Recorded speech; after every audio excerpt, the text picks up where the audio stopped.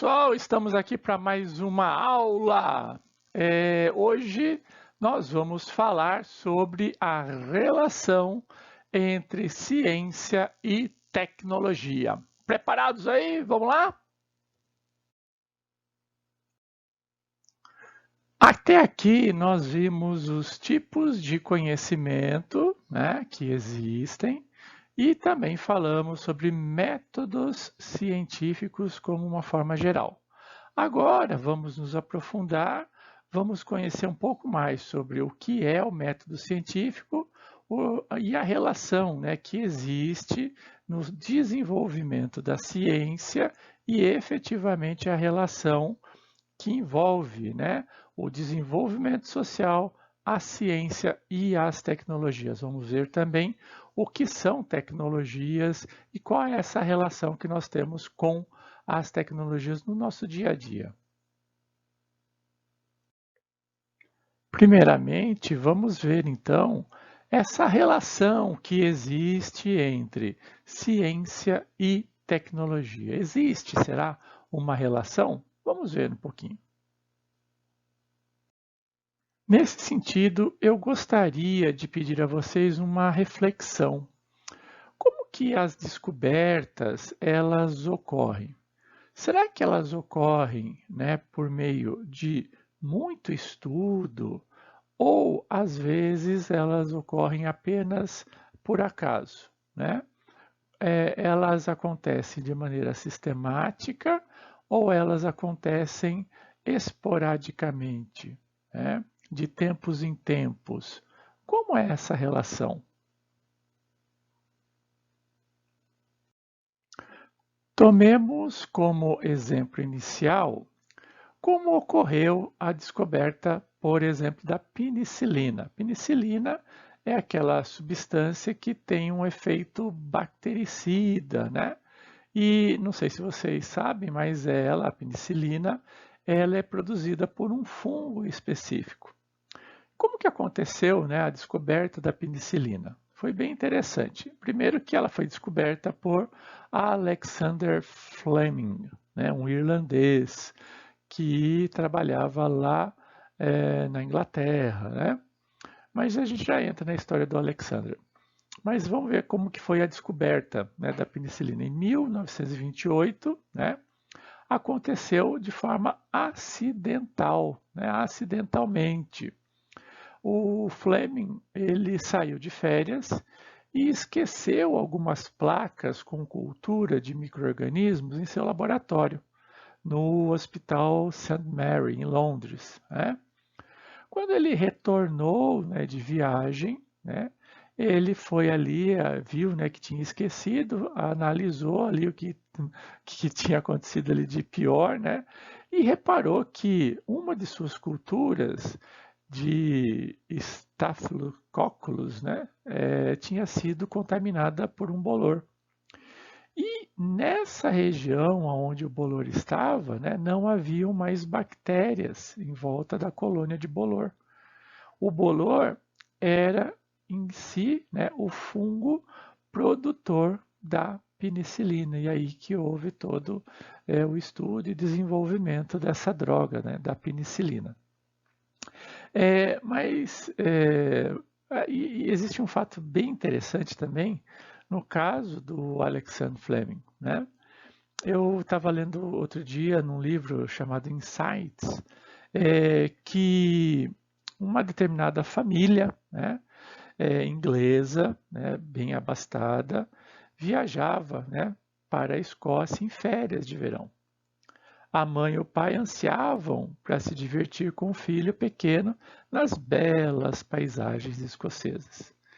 Um dia, o menino saiu andando pelo bosque, né, sozinho, e chegou a um açude. Como qualquer garoto da sua idade, tirou a roupa e mergulhou. Mas estava totalmente despreparado para o que aconteceria a seguir. Antes que pudesse usufruir das delícias da água, foi tomado por uma violenta cãibra. Lutando para se manter na superfície, gritou por socorro. A luta pela vida estava quase perdida quando, por sorte, Um menino, numa fazenda próxima, ouviu os gritos desesperados e correu para salvar o inglês. O pai do quase afogado ficou muito grato e, claro, quis conhecer o salvador do filho. No dia seguinte, se encontraram, né, o inglês e esse jovem rapazinho, né? E o inglês perguntou a ele, né, quais eram os planos para o futuro. Aí o garoto, né, simplesmente respondeu que acho que vou ser fazendeiro como meu pai. O pai, agradecido, fez outra pergunta. E você gostaria de ser alguma outra coisa? Ah, sim, respondeu o menino. Sempre quis ser médico, mas somos pobres e minha família não pode pagar meus estudos. Muito bem, disse o inglês. Você pode seguir seus desejos e estudar medicina. Tome as providências e eu arco com as despesas. E assim, o garoto escocês veio a ser médico, se tornar médico. Anos depois, em dezembro de 1943, Winston Churchill ficou gravemente doente com pneumonia no norte da África. Avisaram Sir Alexander Fleming que havia descoberto uma droga miraculosa chamada penicilina. Dr. Fleming imediatamente embarcou num avião para a África, levando o remédio para o primeiro-ministro, e salvou pela segunda vez a sua vida, pois era Winston Churchill, um menino inglês que Alexander Fleming tinha socorrido no açude muitos anos antes. Bonito, né? Então, o Alexander Fleming, né, ele descobriu, né, dessa maneira. Mas todas as invenções, né, são feitas dessa forma? Não, né? Algumas acontecem dessa forma, né, de forma inesperada, acidentalmente. Mas a maioria das descobertas ocorrem de maneira sequencial, de maneira progressiva. Vamos ver um pouquinho mais uma. Nessa nossa outra invenção aqui, né, o telefone, já seguiu os passos do método científico, do processo inovativo sequencial linear, por etapas, né? Se vocês analisarem, né, esse daqui, por exemplo, é o primeiro telefone do mundo, né?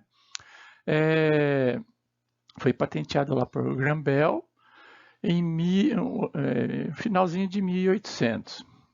Mas vejam que se nós olharmos, né, para esse telefone, ele é um pequeno avanço, né, no que se tinha na época do telégrafo.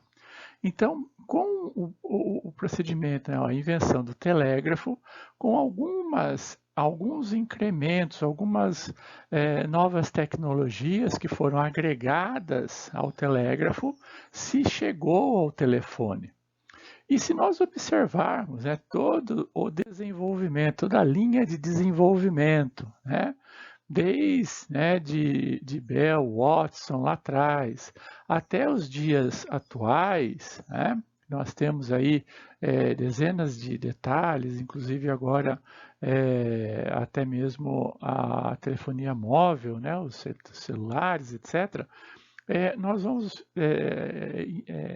verificar que são agregados, são elementos que vão sendo dispostos e agregados a tecnologias já existentes que vão possibilitando, então, as inovações, as novas tecnologias em si.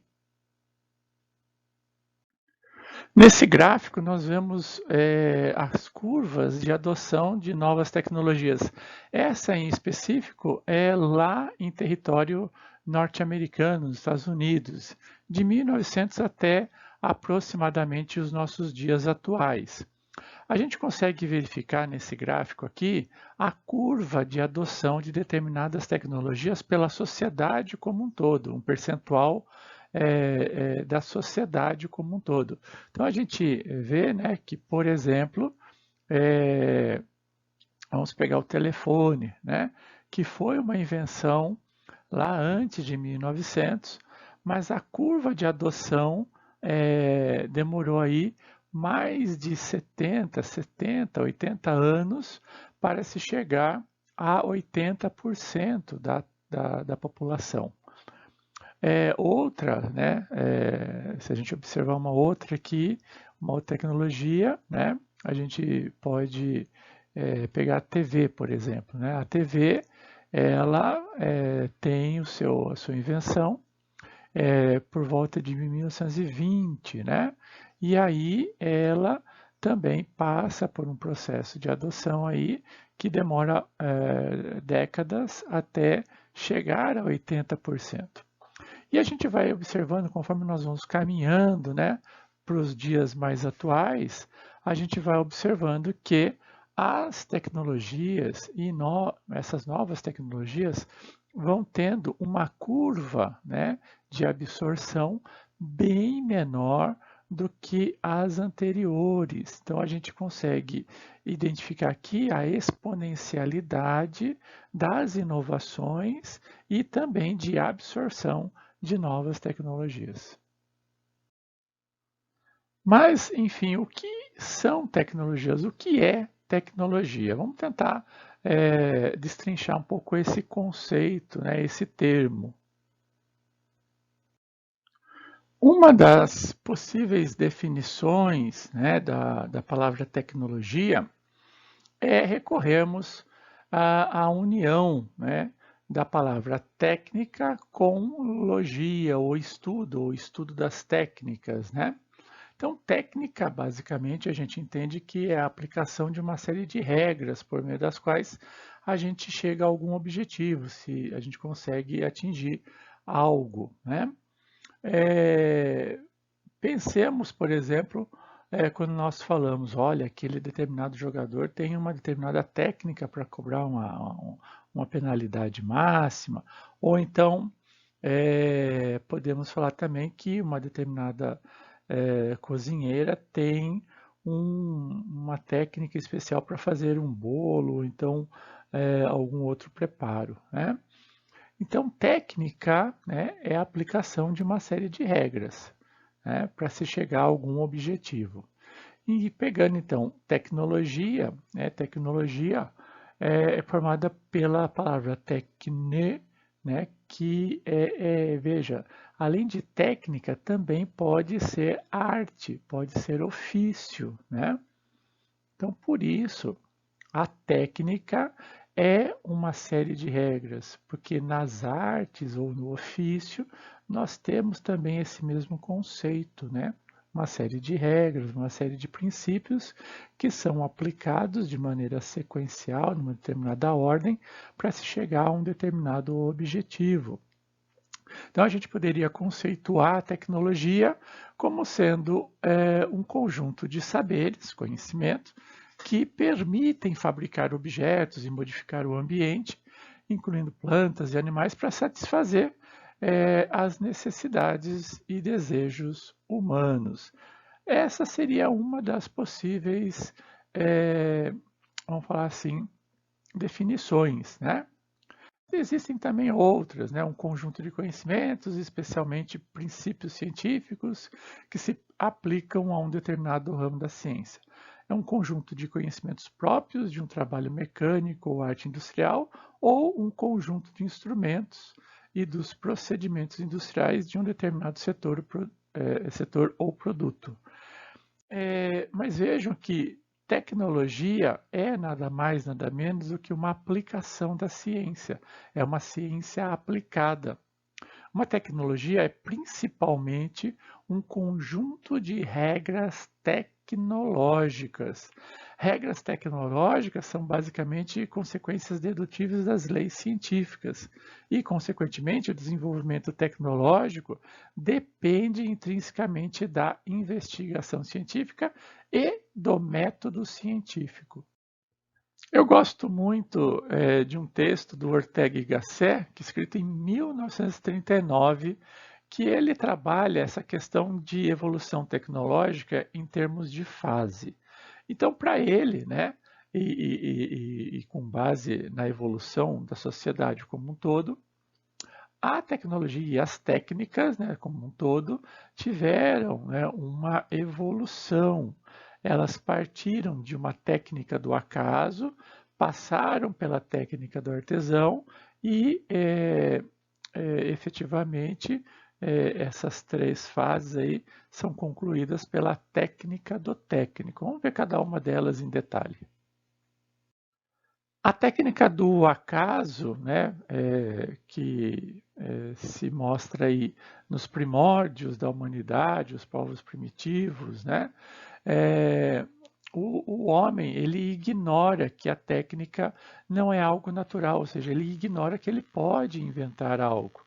As técnicas são simples, escassos, todos os membros da comunidade, né, as dominam, e existe ali algum tipo de divisão de tarefas entre masculino e feminino, ou seja, as mulheres e os homens ali efetivamente que tem algum tipo de distinção, algum tipo de modificação ou especialidade, né, vamos falar assim, das técnicas em si. Já o segundo momento, ou a técnica do artesão, a gente começa a encontrar ali no Egito, Grécia clássica, Roma, Idade Média principalmente, aonde o homem, né, ele vive ainda na base do que ele considera natural e quando se dão crises técnicas retrocede a uma vida mais primitiva.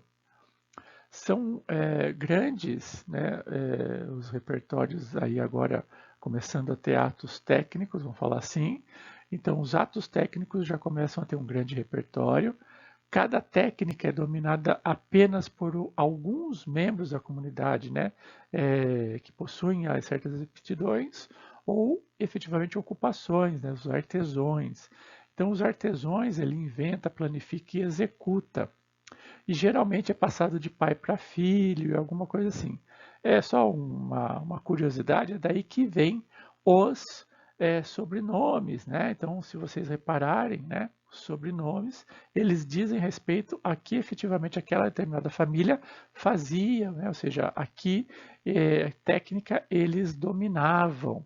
Então, Pereira, né, eram aqueles que cultivavam peras. O ferreiro, o ferreira, né, era o ferreiro da vila, alguma coisa assim, e assim por diante. Né? Então, uma técnica ou arte é adquirida mediante a aprendizagem dentro de uma tradição que evolui muito lentamente e sem consciência da invenção em si. E somente, né, no início do século XX, com a Revolução Industrial, o homem compreende a técnica como algo genérico, não natural e como peculiaridade sua, ou seja, ela está intrínseca à sua ação, à ação do ser humano. Então a técnica passa a ser uma fonte de atividades humanas, em princípio, de maneira ilimitada, né? Existe aí a união entre ciência e a técnica, entre o método científico e as descobertas. E a divisão de trabalho começa efetivamente a ter o seu grande impacto aí.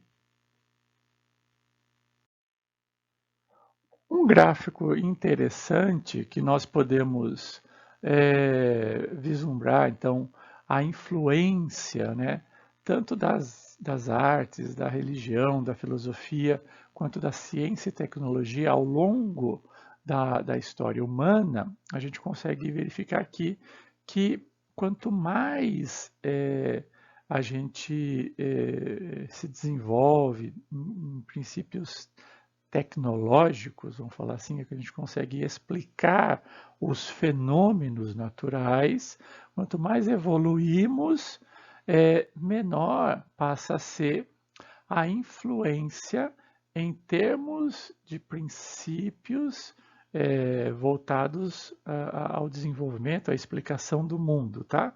Das artes, religião e filosofia. Então vejam que a influência, né, para o abstrato, ele deixa de existir quando nós temos um conhecimento concreto, né, factível, documentado, experimentado de determinados fenômenos que acontecem no nosso dia a dia.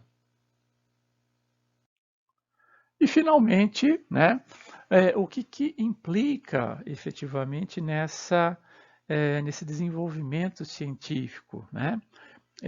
A gente pode dizer que o desenvolvimento do método científico, ou seja, uma série de etapas que nos permite validar uma determinada inovação, uma determinada pesquisa, uma determinada conclusão sobre algo, foi fundamental para o desenvolvimento de novas tecnologias, o desenvolvimento da sociedade como um todo. O método científico, a gente pode defini-lo como sendo um conjunto de procedimentos por meio dos quais um cientista ou qualquer pessoa, né, consegue propor um conjunto de explicações factíveis, reais, prováveis, né, sobre um determinado fenômeno, constituição e formação de materiais e tantas outras coisas, né? De forma geral, o método científico pode apresentar essas, vamos falar assim, etapas que vocês estão vendo aí na tela. Elas começam então com a observação. Em seguida, a gente faz a elaboração de um problema, ou seja, perguntas a respeito daquela observação em si. Geramos determinadas hipóteses. Aí nós vamos para a parte de experimentação para testar se efetivamente aquelas hipóteses são verdadeiras. Analisamos os resultados e aí sim tiramos determinadas conclusões. Vamos ver cada uma delas aqui. A primeira, que é a observação, é a etapa que, eu vou falar aqui pesquisador, mas entendam que poderia ser qualquer pessoa, né? Qualquer pessoa que vá aplicar um método científico, geralmente é um pesquisador. Então, é a etapa onde o pesquisador observa uma determinada matéria ou fenômeno, algo que acontece no seu dia a dia. E ao observá-lo, ele identifica que ali pode existir alguma pergunta, alguma coisa que pode ser melhor explicada. Que daí resulta essa segunda fase, né, ou segunda etapa do método científico, que é a elaboração do problema, ou seja, a fase do questionamento. Nessa fase, basicamente, o cientista ou o pesquisador vai elaborar perguntas sobre o fenômeno ou o material que está sendo analisado, tais como: por que esse fenômeno ocorre, como esse fenômeno ocorre, quais são os fatores que originaram esse fenômeno, qual é a composição do material, que substâncias formam esse material, qual é a importância desse material e tantas outras possíveis perguntas. E é com base nessas perguntas que esse mesmo pesquisador, né, esse mesmo cientista, vai então elaborar, né, vamos falar assim, possíveis respostas, que a gente chama de hipótese. Então, a hipótese é a terceira fase que nós conhecemos como método científico. É a etapa em que esse pesquisador, né, esse cientista, responde às perguntas feitas na etapa anterior.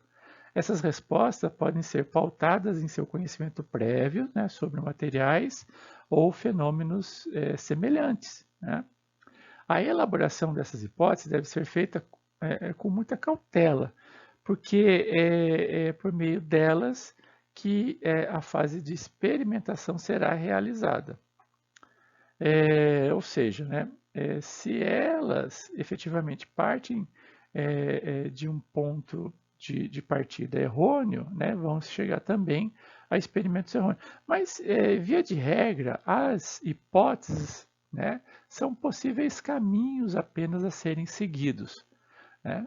E eles vão ser validados ou não, né, pelo processo de experimentação, que é a quarta etapa do método científico. E nessa etapa, né, de experimentação, experimentos e pesquisas bibliográficas são geralmente realizados com base nas hipóteses levantadas. O objetivo aí é encontrar a resposta para cada um dos questionamentos que foram inicialmente elaborados. Cada cientista, né, ou cada pesquisador aí desenvolve essa etapa de acordo com os conhecimentos que possui e as práticas que são necessárias para o esclarecimento de cada uma das hipóteses. Muito bem. Uma vez feito esses experimentos, chega a hora então de analisá-los. E aí vem a nossa quinta etapa, né? Quinta fase do método científico, que é a análise dos resultados. Após então a fase de experimentação, o pesquisador, né, o cientista, ele analisa cada um dos resultados para verificar se eles são suficientes para explicar cada um dos problemas levantados e também se estão de acordo com as hipóteses. Caso esses resultados, né, vamos falar assim, não sejam satisfatórios, novas hipóteses podem ser levantadas para que novas experimentações ocorram. Também, né, existe o caso de, se não são satisfatórios, ou seja, se consegue o falseamento, né, de determinadas hipóteses, pode-se julgar que o contrário, né, pode ser verdadeiro, né? Então, cada caso aí vai ser um caso. Então, se os resultados da experimentação forem satisfatórios, o cientista parte para a etapa da conclusão. Então, tudo, e esse looping aí, né, de experimento e análise, ele pode ser quase que infinito, né? Porque a cada hipótese gerada, hipótese, experimento, análise, né? A cada hipótese analisada, e se o experimento não der certo, ele deve gerar uma nova hipótese. Então, isso pode se perpetuar aí por muito tempo, né? Por muito e muito tempo. Mas vamos imaginar que deu certo o experimento, a análise constatou que aquilo realmente funciona, então aí efetivamente se chega à sexta fase, né, ou etapa do método científico, que a gente chama de conclusão, mas efetivamente seria então o processo, né, de validação, né, onde o cientista vai verificar se os experimentos e as pesquisas realizadas podem responder, né, aos questionamentos levantados. E permite aí que ele faça afirmações acerca de fenômenos ou materiais analisados. Então aí, efetivamente, uma afirmação, depois de experimentado e analisado, aí sim pode-se chegar a possíveis conclusões, né? Então, todas as afirmações realizadas após a utilização do método científico são chamadas, né, teorias ou pré-teorias, né, ou identificações de teorias. Né? Quando diferentes hipóteses e experimentações são realizadas e o resultado é sempre o mesmo, passamos a ter, então, uma lei. Então, vejam, então, pode-se ter uma teoria, né? Ou se tudo, né, se repetido muitas e muitas vezes, aquilo efetivamente se mostrou verdadeiro, pode-se ter então o que se chama de lei. Por fim, né, então, só para a gente tentar resumir, o método científico não necessariamente deve apresentar as etapas descritas anteriormente. Um cientista possui toda a liberdade de lidar com o método de forma que lhe convier, mas essa efetivamente são as etapas, né, mais aceitas e utilizadas pela comunidade científica. Durante muitos e muitos anos, diversos estudiosos conduziram o método científico de forma diferente. Fato esse que não prejudicou em nada a formulação de teorias, leis que conhecemos hoje, até mesmo a forma de encarar o método científico. Alguns, né, daqueles que efetivamente utilizaram ou até mesmo criticaram, né, esses métodos são personalidades muito famosas, como Isaac Newton, Charles Darwin, né, Descartes e tantos outros. Né? A gente pode dizer, por exemplo, o Karl Popper, né, que trabalhou uma variação desse método científico e assim por diante. Portanto, aqui a gente consegue verificar essa relação da ciência com o método científico, originando, então, efetivamente, o desenvolvimento tecnológico. Então, a ciência é o estudo da natureza rigorosamente de acordo com o método científico. E a tecnologia, por sua vez, é a aplicação de tal conhecimento científico para a gente conseguir um resultado prático. Né? Então, a aplicação do método científico para se chegar a uma determinada conclusão, para se chegar a um determinado fim, ou seja, resolver um determinado problema concreto, pode-se dizer aí que seria o desenvolvimento tecnológico. E se a gente observar, né, a sociedade, ela basicamente passa, né, pelo desenvolvimento tecnológico, pela ciência, no seu desenvolvimento. A gente poderia até incluir aí mais uma caixinha chamada inovação, né, que é também um resultado do desenvolvimento científico, do método científico aplicado ao desenvolvimento tecnológico, que efetivamente leva ao desenvolvimento da sociedade. E é um ciclo virtuoso. Né? Quanto mais isso gira, mais evolução, mais exponencialidade se chega em uma sociedade.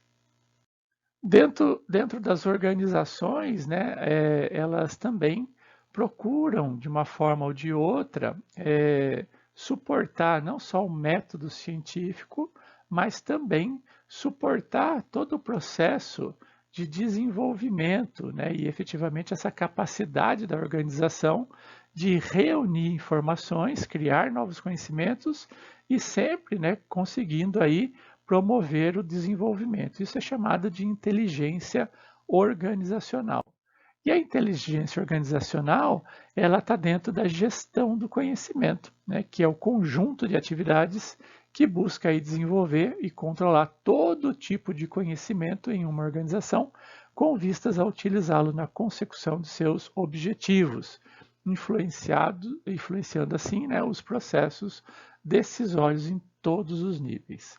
E a gente vai aprofundar um pouco mais essa atuação no ambiente organizacional desse desenvolvimento, desse processo, né, conhecido como método científico. Obrigado, pessoal! Essa foi nossa quinta aula, relação entre ciência e tecnologia. Nos vemos na próxima. Tchau!